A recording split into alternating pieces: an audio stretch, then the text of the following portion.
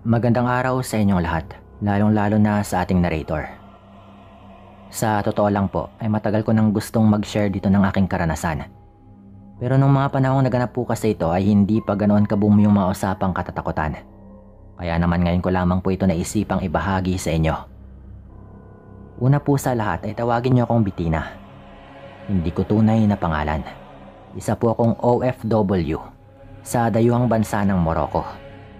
Sa totoo lang po, ay bata pa lang ako ay mulat na ako sa mga kwentong katatakutan.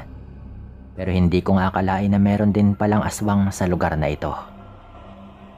Bagaman hindi pa nga ako nakakakita ng tunay na aswang, ay may ilan rin po akong karanasan na pinaramdaman din po nila ako kasama yung tita ko, na noon ay buntis noon. Mabuti na lamang at naroon nga sila papa dahil kung wala ay mababaliw talaga ako. Ikaw ba namang makarinig ng mga tungal at mga pagaspas sa labas ng bahay? Ewan ko lang kung hindi ka matakot. Lalo na't nasa gitna pa po ng palayan yung bahay nila tita noon. So ito na nga po yung karanasan ko. Nasa bahay bakasyonan po ako ng mga panahong yon dahil isinama ako ng boss namin noon nung magkaroon nga sila ng family reunion ng buong pamilya ng side ng amo kong lalaki. Hindi ako pamilyar sa lugar na aming pinuntahan dahil halos kakaisang buwan ko pa lang sa Morocco nung mga panahong yon at marami pa nga akong mga bagay na inaalam at sinusuri. Sa pagkakatanda ko ay nasa bandang 2016 po yon. Ng mga September siguro hanggang December. Diyan lang po banda yon. Nagtipon-tipon nga po sila sa isang malaking isla na pagmamay-ari ng isang kaanak ng amo kong lalaki. At mga nasa 30 rin po kami noon. Nung una ay ayaw ko sanang sumama dahil naisip ko na baka ma-OP lamang po ako doon. Pero nung malaman ko ngang isasama rin daw pala ng mga amo nila yung kanilang mga kasambahay, kahit papano ay naibsan din po nito yung lungkot ko. Isa pa ay magkakaroon ako ng mga bagong kaibigan. Doon ay tuwang-tuwa nga ako dahil sa 5 mga kasambahay na nakilala ko. At may isang Pinay din po na itago na lang po natin sa pangalang Tina. Mga magkasing edaran lang po kami ni Tina. Kaya naman masaya po ako noon dahil sa wakas ay magagamit ko na yung pananagalog ko. Si Tina po ay taga Malabon at meron na raw siyang pamilya, asawa at isang anak. Kitang-kita ko nga sa mga mata niya yung matinding lungkot at pangungulila dahil wala pa raw 1 taon yung anak niya nung iwan niya ito sa poder ng kanyang asawa. Pinalubag ko naman yung kanyang loob sa pagkukwento at pagtatanong kung saan nga siya nanunuluyan. Malugod rin naman yung sinabi sa akin noon yung address nila. Puntahan ko raw siya kapag may kailangan nga ako o kung day off ko. Sobrang saya ko nga nung mga sandaling yon dahil meron akong bagong kaibigan at mahihingaan ko nga ng kalungkutan. Habang naglalakad-lakad kami malapit sa baybayin sa gawing dulo ay nakaramdam nga kami ng kakaiba. Kaya naman pareho nga kaming napatigil sa paglalakad at patuloy na nagmatsyag kung ano nga ba yon. Hindi pa man kumakagat yung dilim ng mga oras na yon pero may kadiliman na rin yung lugar. Dahil isang malaki nga at matatayog yung mga punong naroon. Samahan mo pa ng malalapad at maunat na mga dahon na sumasalo sa init ng araw. Papalis na nga sana kami ng mga sandaling yon nung biglang may isang malaking itim na aso yung tumalon pa ibaba sa harapan namin. Tinulak pa nga ako ni Tina para hindi nga ako madali ng malaking asong yon. Ang sama po ng pagkatitig ni Tina noon sa malaking asong yon. Ilang pagkakataon kami nitong sinubukan na atakihin. Pero mabuti na lamang at nariyan nga si Tina na matapang na tinatabo yung malaking asong ito. Inutusan pa nga niya akong dumampot ng mga bato. At batuhin daw namin yon. Pero dahil wala nga akong kaide-ideya sa mga nagaganap ay hindi na muna ako kumilos noon. At hinayaan na lang si Tina na bumato. Laking pagtataka ko dahil kahit na tinatamaan po ng bato yung hayop na yon, ay hindi man lamang po ito nasasaktan. Sa isip ko pa noon ay hindi pang karaniwan yung asong yon. Hayaan mo na lang yan, sambit ko pa nga po kay Tina. Hindi yan ordinaryo. Ramdam kong meron siyang intensyong masama. Diretso naman po nitong saad sa akin noon. Galit na galit yung asong yon at tanging mababangis na mga pag-angil na lang yung naitugon nito sa amin bago nga pumasok sa may talahiban. Sa takot namin ni Tina ay nagmamadali nga kaming bumalik doon sa venue Nung amo naming nagkakasayahan at nung naroon na nga po kami, ay meron kaming napansing dalawang Afrikanang babae na nakatitig sa amin ng mariin na tila ba may atraso nga kami sa kanila. Panay pa nga yung pagbulong ng isa doon sa kasama na wari nagsusumbong. Nakikita mo ba yung dalawang Afrikana? Ayaw ko mang magbintang pero posibleng baka isa nga sa kanila yung asong itim na muntika ng umatake sa atin kanina. Pabulong pa na saad ni Tina sa akin noon. Ano? Ano ba sila, mga aswang? Nahasan ko naman pong tanong. Hindi ko alam pero malakas yung kutob ko. Hindi lang naman sa atin yung mga ganyang nilalang eh. Meron din dito sa ibang bansa. Hindi lang natin alam kung ano yung tawag nila. Paliwanag pa sa akin ni Tina. Kukumprontahin na sana namin yung dalawang Aprikana nung mga sandaling yon. Pero inutusan nga sila ng kanilang among lalaki. Dahilan upang umalis nga sila doon sa venue. Doon pa lang kami nakahinga ng maluwag at nakaramdam ng maayos noon. Dahil kanina lang ay mabigat po yung aming nararamdaman. Ilang sandali pa yung nagdaan ay tinawag nga ako ng amo kong lalaki noon. Nakita ko siyang sumenyas na para bang may kailangan. Kaya naman dali-dali nga akong nagpasintabi kay Tina at umalis na rin kung saan nga kami nakaupo. Nang makalapit na nga ako sa amo ko, inutusan niya akong asikasuhin yung anak ng isang kaanak niya na napadumi.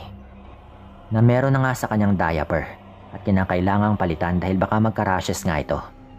Sa pagtatansya ko, ay nasa mga 3 o 4 na taong gulang pa lamang po yung bata. Hindi daw kasi nila mahagilap yung kasambahay nila at baka daw nagbanyo lang. Agaran ko namang sinunod yung gusto ng amo ko noon at isinama ko na nga yung bata sa malapit na CR upang asikasuhin nga ito. At sasamahan pa nga po ko ni Tina noon pero hindi ko na siya pinasama dahil kumakain nga ito ng mga sandaling yon. Madilim-dilim na po noon kaya naman nagmamadali nga akong nagpunta sa CR para maasikaso na nga yung bata. Sa loob ng CR habang nililinisan ko nga yung bata, ay may naririnig akong tila nagbubuting-ting sa isa sa mga cubicle. Malaki po kasi yung CR na ito na para bang CR ng mga nasa mall o malalaking mga establishmento. Pero hindi ko po yun pinansin dahil iniisip ko na baka may ibang tao lang din na gumagamit ng banyo. Nung matapos ko na nga yung paglilinis sa bata, inihatid ko na nga ito sa kanyang mga magulang. Pinasalamatan naman nila ako bago bumalik sa kinaupuan ko at kasama ko na nga si Tina. Nang bigla ko namang maalala yung naiwan kong diaper doon sa CR. Nagdali-dali nga ako sa pagpunta muli doon dahil naisip ko na itapon mo na yun kasama ng mga maduduming tissue na ginamit ko dahil talagang nakalimutan ko po. Ganoon na lamang yung pagkabigla ko nang makita ko sa loob ng CR yung dalawang Aprikana. Halos panlabutan nga ako ng tuhod noon sa takot ng mga sandaling yon. Isa pa ay hindi ko alam kung aatras na ba ako o hindi na nga tutuloy. Ganoon na lamang yung gulat ko nang dadamputin ko na nga sana yung diaper ay para bang aso nga akong sinisingot-singot nung isa sa kanila. Sa paglingon ko ay matinding takot at sindak yung aking naramdaman. Nang makita kong matang pusa na nga yung sumisinghot na yon sa akin. Dali-dali ko siyang itinulak sa pagkagulat ko. Pero hindi man lamang siya natinag o napatras bagkus ay ako pa nga yung natumba sa may lapag. Pagapang na lumapit sa akin yung isang Aprikana na talaga namang napatras pa nga ako lalo noon sa kaba. Sinubukan kong igalaw yung mga tuhod ko pero para bang manid na nga yung mga ito. Ilang ulit ko itong kinurot-kurot hanggang makatayo na nga ako. Nang makakuha na nga ako ng balanse, ay tinabig ko nga yung isang malapit sa akin na babae. At binato ko nga ng diaper yung gumagapang sabay nagmamadali na akong tumakbo. At hinanap ko nga si Tina na kumakain pa rin ng mga oras na yon. Parang nakakatawa man yung eksena.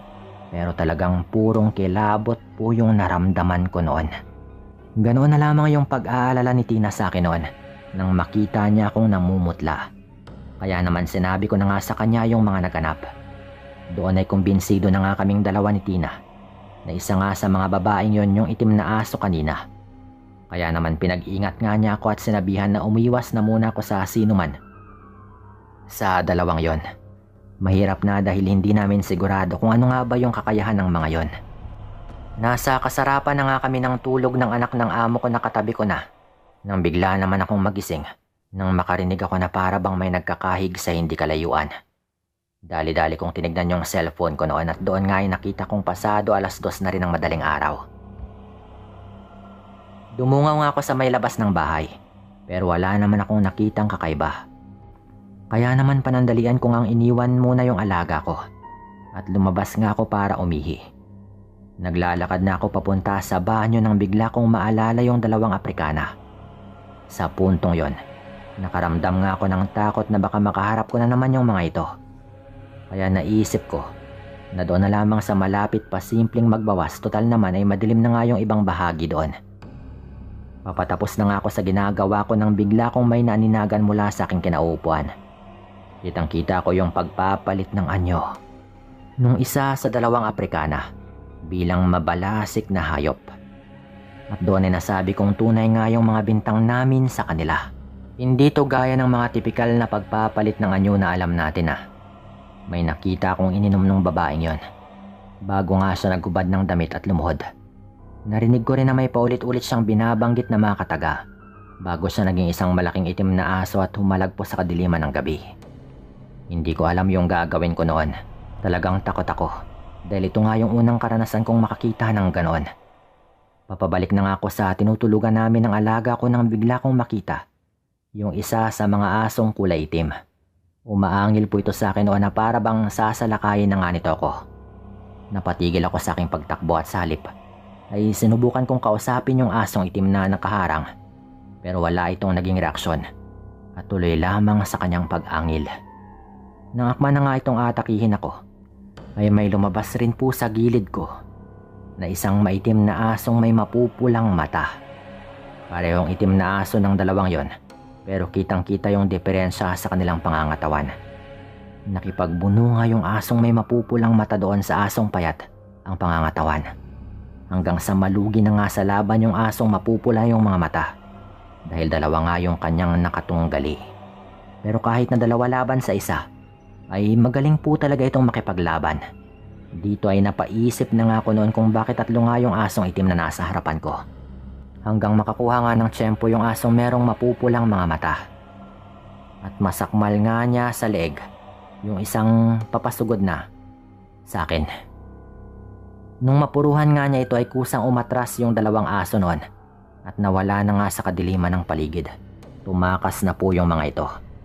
Sugatan yung asong may mapupulang mata na siyang nagligtas nga sa akin. At lalapitan ko pa sana yun ngunit natakot naman ako dahil sa kanyang nakakapangilabot na wangis. Tumahol rin po ito ng makadalawang ulit bago nga pumasok sa madilim na bahagi ng kakahuyan. Nang masiguro ko na nga na maayos na rin yung lahat, doon pa lang po ako nakabuelo at bumalik sa kwarto kung nasaan nga yung alaga ko. Buong magdamag akong hindi natulog noon dahil sa kaiisip kung sino nga ba yung asong nagligtas sa akin.